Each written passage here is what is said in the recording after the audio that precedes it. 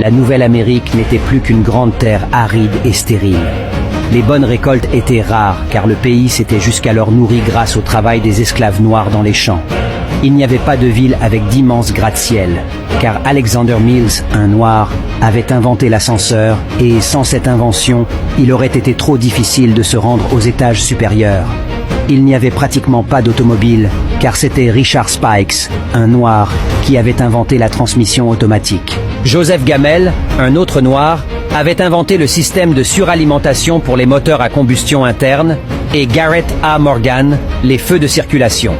De plus, il n'y avait plus de réseau urbain express, car son précurseur, le tramway, avait été inventé par un autre noir, Elbert R. Robinson. Même s'il y avait des rues où les automobiles et autres rames ferroviaires express pouvaient circuler, elles étaient jonchées de papier et de déchets, car Charles Brooks, un noir, avait inventé la balayeuse motorisée.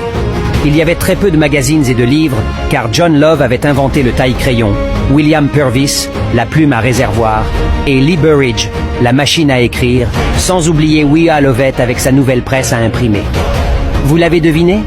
Ils étaient tous des Noirs. Même si les Américains avaient pu écrire des lettres, des articles et des livres, ils n'auraient pas pu les livrer par la poste, car William Barry avait inventé le tampon manuel et Philip Downing la boîte aux lettres. Joseph Smith avait inventé l'arrosoir mécanique et John Burr la tondeuse à gazon. Lewis Latimer avait inventé la lampe électrique, Michael Harvey la lanterne et Grenville T. Woods l'interrupteur régulateur automatique. Thomas W. Stewart avait inventé la vadrouille et Lloyd P. Ray le porte-poussière.